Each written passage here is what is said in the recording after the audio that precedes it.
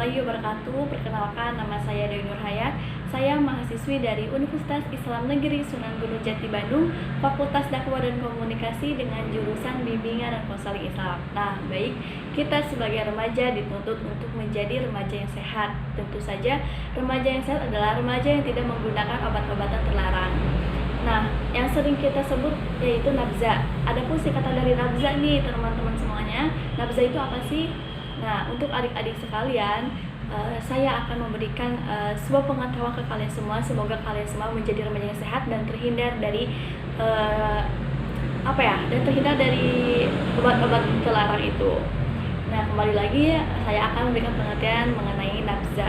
Nabza singkatan dari narkotika, alkohol, psikotropika, dan zat adiktif lainnya, ataupun yang sering disebut dengan narkoba. Apa sih itu narkoba? Tentu saja kalian semua sudah mengetahuinya.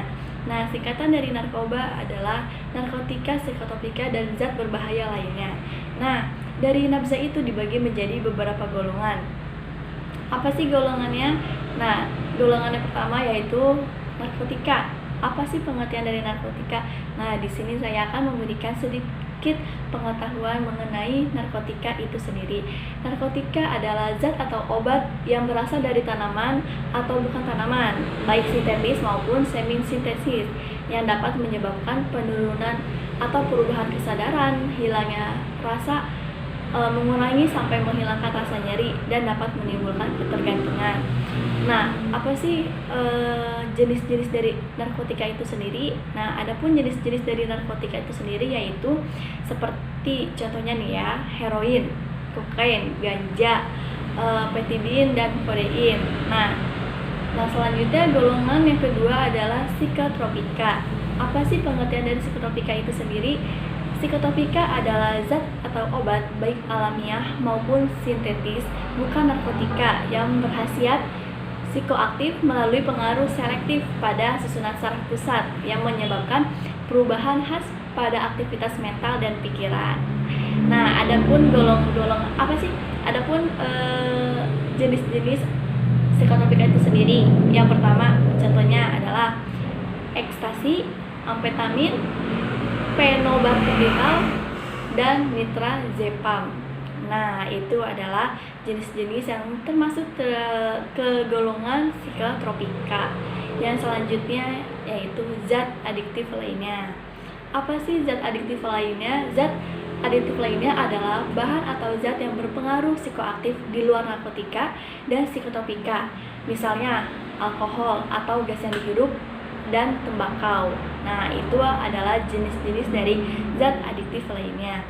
Jadi, jika kalian semua para remaja sudah mengetahui dari 3 yang saya sebutkan tadi, mudah-mudahan kalian semua terhindar dan jangan sekali-kali untuk mencoba 3 jenis yang saya sebutkan tadi, yaitu narkotika, psikotropika, dan zat adiktif lainnya. Nah, tentu saja ketika kita menggunakan zat-zat atau obat-obat terlarang, ada perubahan perilaku atau efek dari obat tersebut. Nah, adapun efeknya terhadap perilaku kita sendiri, yaitu yang pertama, jenis ini membuat pemakainya menjadi tenang, bahkan membuat tertidur, bahkan tak sadarkan diri. Yang kedua, merangsang fungsi tubuh dan meningkatkan kegairahan kerja. Jenis ini membuat pemakainya menjadi aktif, segar, dan bersemangat. Dan yang ketiga adalah dapat menimbulkan efek halusinasi yang bersifat merubah perasaan, pikiran, dan seringkali menciptakan daya pandang yang berbeda sehingga seluruh perasaan dapat terganggu. Nah, itu adalah efek dari pemakaian nabza itu sendiri. Adapun dampak atau bahaya dari nabza. Nah, kan obat-obatan itu tentu berbahaya, makanya sekali-kali kita sebagai remaja mencoba obat-obat terlarang. Nah, adapun dampaknya nih, untuk kalian semua para remaja harus mengetahui dampak dari narkotika atau narkoba itu sendiri. Nah, yang pertama dampaknya ada tentu saja terhadap kondisi fisik. Nah, dari dampak ke fisik itu salah satunya adalah jantung berdebar-debar, mulut kering, mata merah. Itu cirinya pertama. Yang kedua, adapun pupil mata mengecil, jantung berdebar-debar, nyeri dan kejang otot, bicara cadel, mengantuk, tumbuh lesu, dan lemah. Adapun juga tekanan darah menjadi meningkat, jantung berdebar, pupil mata melebar, mual dan muntah-muntah, keringat dingin. Nah, itu semua ciri-ciri tergantung dari jenis obat yang kita konsumsi ya. Jadi efek atau dampak ini mempunyai golongan tersendiri. Misalkan tadi jantung berdebar, mulut kering dan mata merah itu termasuk dari efek penggunaan jenis obat-obatan yang mana. Nah, yang kedua adalah dampak terhadap kondisi psikologis. Nah, dampak terhadap psikologis itu apa sih dampaknya? Yang pertama, halusinasi dan delusi, acung tak acuh, masa bodoh dan apatis.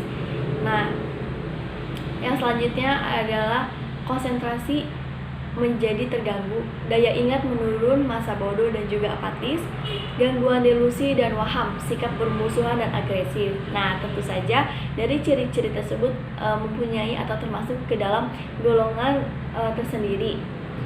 Nah, yang selanjutnya adalah dampak atau perubahan terhadap kehidupan sosial.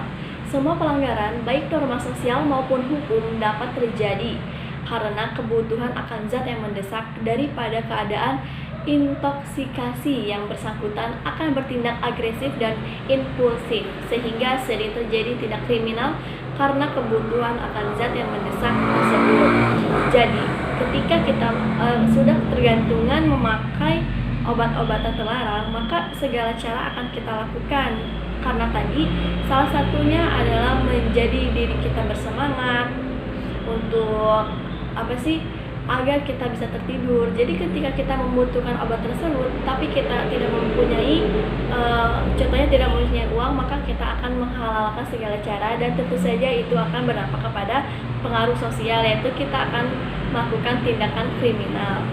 Nah, adapun penyebab atau faktor risiko terjadinya penyalahgunaan nafza. Yang pertama adalah dari faktor lingkungan, yang kedua faktor keluarga, yang ketiga ada faktor individu, yang terakhir adalah faktor zat. Nah, tentu saja dari semuanya, dari mulai pengertian, dampak, efek, tentu saja ada upaya penanganan dari ketergantungan obat-obatan tersebut. Nah, adapun upaya pencegahan penyalahgunaan nafza, yang pertama adalah pencegahan primer, yang kedua ada pencegahan sekunder, yang ketiga ada pencegahan tersier. Nah, itu dari langkah-langkah atau upaya pencegahan kita terhadap penyalahgunaan nafza. Nah, balik lagi, kita sebagai remaja yang sehat, tentunya kita harus menghindari hal-hal tersebut. Jangan sekali-kali kita penasaran, bahkan kita langsung terjun mencicipi obat-obatan terlarang. Karena apa? Karena selain merugikan diri kita sendiri, maka akan merusak masa depan kita.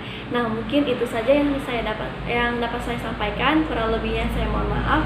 Terima kasih atas segala perhatiannya. Semoga video ini bermanfaat untuk kalian semua dan menjadi acuan untuk para remaja untuk menjadi remaja Indonesia yang sehat. Terima kasih dan wassalamualaikum warahmatullahi wabarakatuh.